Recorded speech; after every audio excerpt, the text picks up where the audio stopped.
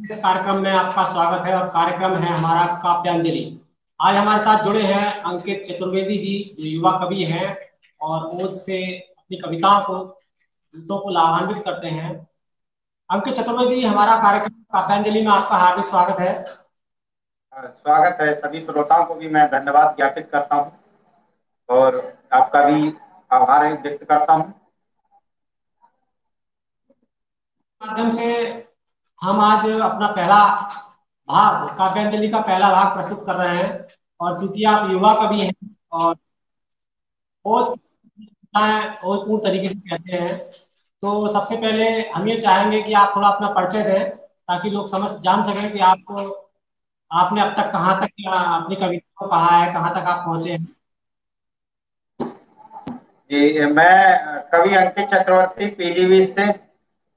मैंने वैसे तो इंजीनियरिंग किया हुआ है। मैं आजकल इलेक्ट्रिकल इंजीनियर के रूप में कार्यरत हूँ, पर मैं कविता के रूप में मैंने 2014 से अपनी यात्रा शुरू की थी और आज देश के मतलब लगभग में अधिकतर कई मंचों पे जाना हुआ आप सबके आशीर्वाद से। तो अब मैं एक एक मंच का नाम तो नहीं बता सकता हूँ, पर समझ लीजिए कि आप सबके आशीर्वाद से मुझे लगभग में अ, देश के सबसे अच्छे अच्छे मंचों पर जाना हुआ है, जहाँ से हमने कविताओं को लाभान्वित किया है।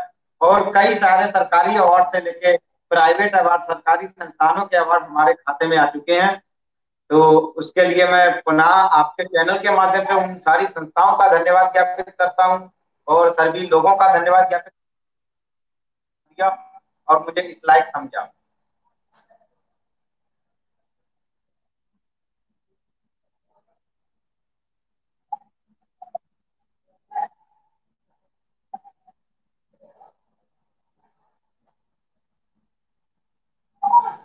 नहीं, मुझे लगता है कि ये आपकी एक बहुत अच्छी पहल है, क्योंकि इस जी कोरोना काल में सब कोई अपनी आशा खो चुका है, निराशा की जी तरफ बढ़ते जा रहा है। तो मुझे लग रहा है आपकी एक अच्छी पहल है जो लोगों के अंदर आशा लाएगी, एक नई उम्मीद और नई जी जोश के साथ आपका जो स्टार्टअप हुआ है।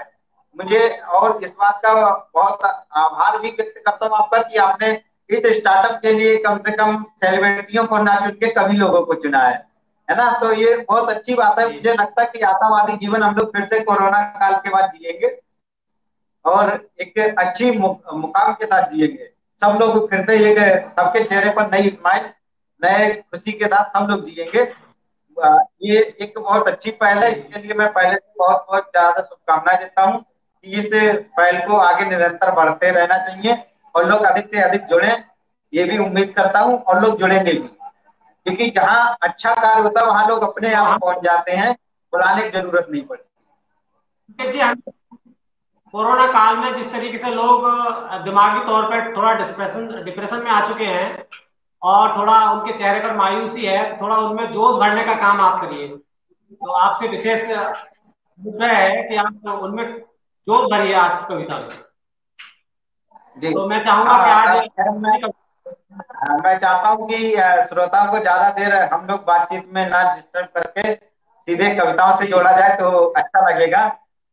और बिल्कुल। जबकि आज पितृ दिवस है, पिता दिवस है, हालांकि मैंने पिता पे कोई कविता, मुझे नहीं लगता कि इससे कोई पिता कविता इतनी अच्छी लिखी जाए। जो भी कविता लिखी जाती है लगता है ये उनके लिए, पिता तुल्य के लिए कहीं ज्यादा कम हो जाती है। तो मैं कहीं गोविंद जी माथुर जी की एक कविता मुझे याद आती है कि सर्दियों की ठुठरती सुबह में मेरा पुराना कोट पहने, सर्दियों की ठुठरती सुबह में मेरा पुराना कोट पहने, सुकड़े हुए कहीं दूर से दूध लेकर आते हैं पिता, और दरवाजे पर उकड़ू से बैठे बीड़ी पीते हुए मुझे आता देख हड़बड़ी में खड़े हो जाते हैं पिता। सारा दिन निरहता से चारों तरफ देखते, चारपाई पे बैठे खाते, मुझे देख फिर चौंक जाते हैं पिता। मैं कभी उनके पैर नहीं छूता, कभी उनका हाल नहीं पूछता, जीता हूँ एक दूरी महसूस करता हूँ, उनका होना सोचता हूँ, पर जाने अब मेरे लिए सब कुछ है मेरे पिता। तो उन्होंने बहुत अच्छी कविता लिखी थी ये पिता पर। हालांकि मैं वीर रस का कवि हूँ, देश में सशक्त भावनाओं पर जोर देता हूँ, मैं ओज का कवि हूँ। मेरे कविताएं ओज लोगों में ओजस्व की भावना को लाती हैं। मैं कोशिश करता हूँ कि देश में सभी सांप्रदायिक दंगे, लोगों ने यहाँ तक कह दिया कि राम मंदिर बन गया, 370 हट गई, अब वीर रस के कवि खुदकुशी कर लेंगे, उनके पास मुद्दा नहीं रहा। मैं आपके चैनल के माध्यम से ये उन सब तक मैसेज देना चाहता हूँ। कोरोना काल आया तो और टिप्पणियां की गई कि अब वीर रस के कवि क्या करेंगे, तो मैं एक मैसेज देना चाहता हूँ, जब तक सांप्रदायिक दंगे होते रहेंगे देश में, जब तक ये सांप्रदायिकता भारी होती रहेगी, जब तक मानव राक्षस वाली हैवानियत दिखाता रहेगा, तब तक वीर रस के कवियों को लिखने के लिए कहीं ना कहीं विषय मिल ही जाएंगे। तो उसी को आगे बढ़ाते हुए मैं चार पंक्तियां पढ़ता हूँ कि मैंने देखा है कासगंज प्रकरण भी झेला है, आपके बहुत पास में आता है, आपके स्टूडियो से पास में कासगंज आता है। 26 जनवरी तिरंगा को गोली मार दी जाती है, और 26 तारीख से लेकर कम से कम महीनों कर्फ्यू चलता है। जब हमारे देश में ये स्थिति उत्पन्न हो जाती है, तब कई कविताएं को लिखना पड़ जाता है। अभी जल्दी हम लोगों ने देखा, लाल किले के ऊपर कुछ सांप्रदायिक लोगों ने खालिस्तानी झंडे को टांग दिया ले जाके, तब कविता पढ़ता हूँ कि गाली दीजो माँ भारती को जुबा काट निकालेंगे, खूनी संगीनों से हम इतिहास नया लिख डालेंगे, क्या बजरंगी का सीना दिखता तुमको औलाद नहीं, हम सिंहों की संताने हैं बाबर की औलाद नहीं, हम सिंहों की संताने हैं बाबर की औलाद नहीं। राम का नाम जप लेने से सारे पाप मिट जाते हैं, ईश्वर को याद करूं तो भवसागर से तर जाते हैं, काश तुम भी सच्चे मन से पावन गंगा नहाते, सारे पाप तुम्हारे पहली डुबकी में दिल जाते। और पाकिस्तान जाओ, पाकिस्तान जाओ, पाकिस्तान जाओ सर, मैं वंदे मातरम कहने में, खर्चा हमसे ले जाओ आए जो वीजा लगने में। और भारत माँ को गाली देने वाले, भारत माँ को गाली देने वालों केवल तुम इतना सुन लो, जितने दिन शेष बचे हैं एक एक करके उनको गिन लो, एक एक करके जिस दिन ये 100वीं गाली हो जाएगी। हमारे भारत वर्ष का एक इतिहास रहा है, 99 गाली के बाद 100वीं गाली पे चीज घर से अलग कर दिए जाते हैं। श्री कृष्ण महाराज ने, योगी श्री कृष्ण महाराज ने एक इतिहास रचा था कि भारत माँ को गाली देने वालों केवल तुम इतना सुन लो, जितने दिन शेष बचे हैं एक एक करके उनको गिन लो, एक एक करके जिस दिन 100वीं गाली हो जाएगी, माँ कसम इन जयचंदों की नस्ल मिटा दी जाएगी। और आपके चैनल के माध्यम से मैं एक बात और बताना चाहता हूँ कि इसका एक निवारण भी आता है, एक अंत दिन भी आता है कि होगा क्या, कि नहीं आएगा कोई कन्हैया मुक्ति मार्ग बतलाने वाला, ढूंढ रहा है ये देश कोई अर्जुन गांधी उठाने वाला, कुरुक्षेत्र के सम्मुख देखो खड़े हुए हैं दानिकण, लक्ष्मण रेखा के अंदर ही हो जाता है सिया हरण, कृष्ण खड़ा है अपने सम्मुख, सोच समझ के बढ़ना होगा, कौन रहेगा अब भारत में ये निर्णय करना होगा, कौन रहेगा अब भारत। मैं कुछ अन्य कविताओं से जोड़ता हूँ। ये तो रहा हमारा वर्तमान का मुद्दा। अभी वर्तमान में कोरोना, कोविड कोविड चल रहा है, कोरोना आया तो उस पर सरकारों ने कई लोगों को काम किया, कई सरकारों ने काम नहीं किया। मैं किसी सरकार का विरोध नहीं कर रहा हूँ, लेकिन फिर भी मैंने कुछ सरकारों पे लिखने की कोशिश की। मैं चाहता हूँ कि आपके चैनल के माध्यम से मैं जनता तक पहुंचाऊं। मुझे नहीं लगता कि सरकारों ने कहीं अच्छा काम किया हो, उससे ज्यादा तो समाज सेवी संस्थाओं ने उनसे ज्यादा काम कर दिया। मैं चार पंक्तियां इसी क्रम को जोड़ता हूं कि सरकार का पक्षधर विरोध नहीं कर सकता मैं, लेकिन कवि होकर चुप रहने का अनुरोध नहीं कर सकता मैं। जब किसी भक्त को अपने देवों पर गुस्सा आता है, गुस्सा तो नहीं कर सकता पर रो रो कर रह जाता है, बिना दवा पर लोग चले गए रोया हूं लाशों पर, सिंहासन दम भरता रहा नोटों मोटो ताशों पर, सिंहासन दम भरता रहा नोटो घोटो ताशों पर। मेरी कलम कह रही है कैसे तुमने सरकार लिखी, जिनको सर्वश्रेष्ठ बताया उन पर ना लिखी, बहुत हो गया लिखना अब तुम ना सरकार लिखो, सत्ता मद में चूर हुए इन पर तुम धिक्कार लिखो, बिना स्याही के मेरी कलम भूखी तो मर सकती है, पर दरबारों का बंधन कर पेट नहीं भर सकती है, पर दरबारों का बंधन कर पेट नहीं भर सकती है। मैं पल करके बड़ा हुआ से, मैंने पैसा नहीं लिया है नेता और स्वागत करो आने वाली जो परिवर्तन की आंधी हो, जिसमें तेरा कुचला जाए जो कोई भी अपराधी हो, खुद के बारे में सोचो चमचाबाजी बंद करो, खुद के बारे में सोचो चमचाबाजी बंद करो, पेड़ लगाकर नव युग से ऑक्सीजन का प्रबंध करो, पेड़ लगाकर नव युग से ऑक्सीजन का प्रबंध करो, चमचाबाजी करते करते आखिर में पछताओगे, कोरोना से बच गए तो बेगारी से मर जाओगे, कोरोना से बच गए तो बेगारी से मर जाओगे, तुगलक की धरनी पर जो चुप बैठे रह जाएंगे, आने वाले युग में देखो वह कायर कहलाएंगे, आने वाले युग में देखो वह कायर कहलाएंगे। इसी क्रम को मैं जोड़ता हूँ, चार पंक्तियां कहीं इस तरह से मैंने प्रकृति संरक्षण को लेकर चार पंक्तियां लिखी थी कि आज ऑक्सीजन देख रहे हैं कि हमें ऑक्सीजन की खरीदनी पड़ रही है, जो कि प्रकृति से हमको मुफ्त में दी जाती थी। आज हमको पानी भी 20 रुपए लीटर 30 रुपए लीटर खरीद के पीना पड़ रहा है।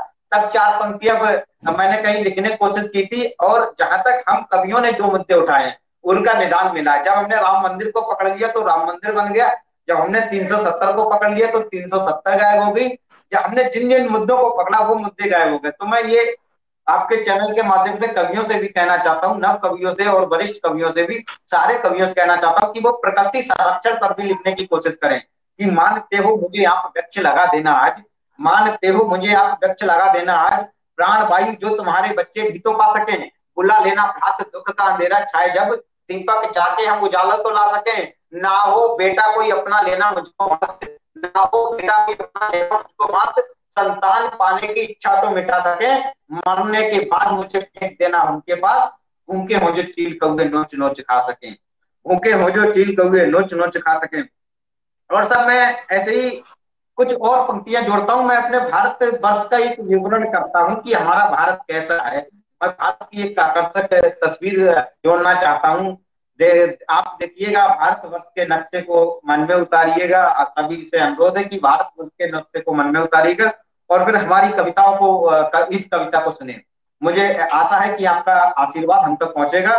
कि अंबर के बादल करते जिसको सलामी, अंबर के बादल करते जिसको सलामी, दक्षिण में सागर तक करता है निगरानी, सूरज की पहली किरण होती है सिंदूरी, सूरज की पहली किरण होती है सिंदूरी, हमने नापी पृथ्वी से सूरज तक की दूरी, हमने नापी पृथ्वी से सूरज तक की दूरी, वीरों ने इसे संवारा ने शीश चढ़ाकर, युद्धों को जीता हमने शीश कटा धड़ लड़ाकर, युद्धों को जीता शीश कटा धड़ लड़ाकर, ये देश है इसको पावन धाम कहो जी, सब मिलकर के जय श्री राम कहो, सब मिलकर के जय श्री राम कहो जी, माँ का मस्तक सबसे ऊंचा और विशाल, माँ का मस्तक सबसे ऊंचा और विशाल, जिसके रक्षक है नगपत के महाकाल, जिसके रक्षक है नगपत के महाकाल, हर नारी में बसती देवी मात भवानी, नई नवेली दुल्हन कहलाती पटरानी, बरसों चरण पादुकाएं करती सिंहासन, और राम ने भगवा धारा मिट्टी हो गई पावन, और राम ने भगवा धारा मिट्टी हो गई पावन, भगवा प्रवेश मंदिर की घंटी और जवानी से,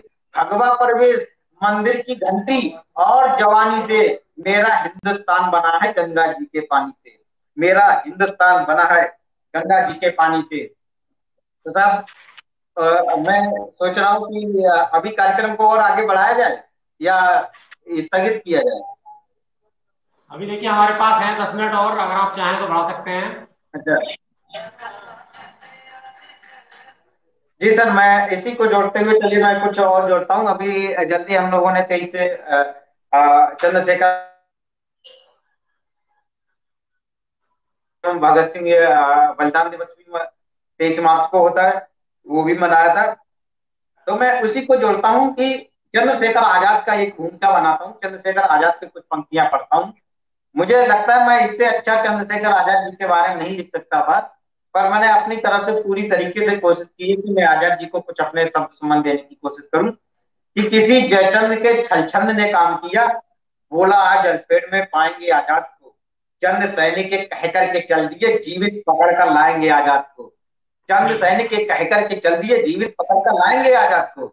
अब आजाद का जो गुमान बोला, आजाद ने जो सीना ठोक के कहा, चंद सैनिक किसी जयचंद के छलचंद ने काम किया, बोला आज अल्फेड में पाएंगे आजाद को, चंद सैनिक के कह करके चल दिए जीवित पकड़ कर लाएंगे आजाद को, जब तक रहेंगी गोलियां मेरी पिस्टल में महाकाल देख लौट जाएंगे आजाद को, जब तक रहेंगी गोलियां मेरी पिस्टल में महाकाल देख लौट जाएंगे आजाद को, सारी धरा कान खोल सुने और समझ ले, जीवित पकड़ नहीं पाएंगे आजाद को, जीवित पकड़ नहीं पाएंगे आजाद को, युद्ध वीर अवरोधी सारे दुर्ग तोड़कर धरा पर बार बार अवतार लेते हैं, तन मन धन तजे आजाद सरीखे भी ईश्वर पास जाकर के उपहार लेते हैं, सौर शक्ति साहस से प्रलय की गति रोक, दुश्मनों से घिरने पर हुंकार लेते हैं, गुलामी की जंजीर से आजादी की नींद वाली, आजाद कनपट्टी पे गोली मार लेते हैं, आजाद कनपट्टी पे गोली मार लेते हैं। इसी क्रम में आजाद जी के एक परम मित्र थे भगत सिंह जी, मैंने उनको भी कुछ शब्द सुमन देने की कोशिश की है। कि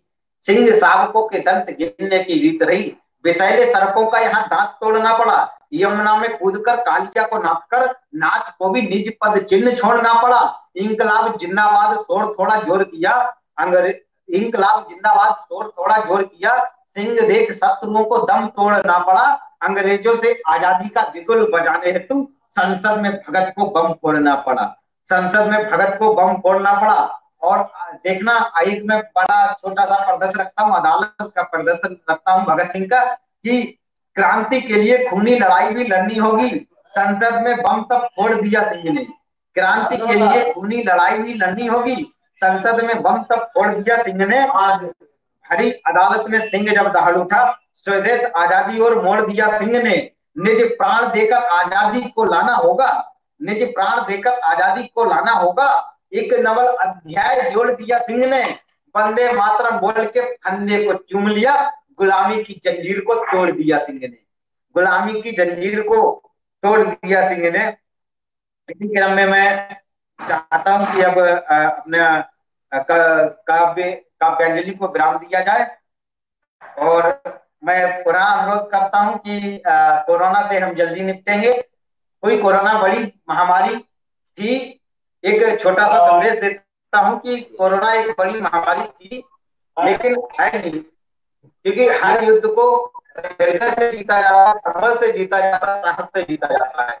कोरोना का इलाज सिर्फ और सिर्फ साहस, संभल है। आप अपने अंदर हौसला रखिए और हम सब जल्दी जीतेंगे कोरोना से। ये तो नई जंग एकदम जल्दी जीतेंगे। इसके लिए बिल्कुल भी अपेक्षित मात्र भी, लेस मात्र भी हम लोगों को चिंता होने की जरूरत नहीं है। अपने मुख पे हमेशा खुशी रखिए। ऊपर वाले भगवान ने भी हमको बनाया है, तो बनाने के बाद उसने भी हम लोगों को मुस्कान दी, जैसे कि ऊपर से वो देखे और हंसते हुए चेहरे उसको अच्छे लगते हैं। तो मुझे उम्मीद है कि हम सब हंसते रहेंगे, सदा हंसेंगे और मुस्कुराते रहेंगे, और परमात्मा के लिए एक सबसे बड़ी पूजा आराधना करते रहेंगे। हंसना ही परमात्मा के लिए सबसे बड़ी पूजा है। धन्यवाद, प्रणाम, सादरा। वर्तमान समय कोरोना से जूझ रहा है, उससे निपटने की तैयारियों में सरकारें अभी लगी हुई हैं। आपके द्वारा पिता दिवस कोरोना का और आपका ऑक्सीजन की कमी, आजाद जी के अलावा बहुत सारे तथ्य आप लेके आए, कविता के माध्यम से आपने जो है ओजपूर्ण तरीके से उन्हें कहा। और हम उम्मीद करते हैं कि आप आगामी समय में भी हमारे साथ बने रहेंगे। आपका काव्यांजलि कार्यक्रम में आने के लिए बहुत बहुत धन्यवाद। धन्यवाद उन श्रोतागणों का जिन्होंने हमारे कवि जी को, युवा कवि आनंद चतुर्वेदी, अंकित चतुर्वेदी जी को सुना। सभी श्रोताओं का बहुत बहुत धन्यवाद, बहुत बहुत आभार। नमस्कार।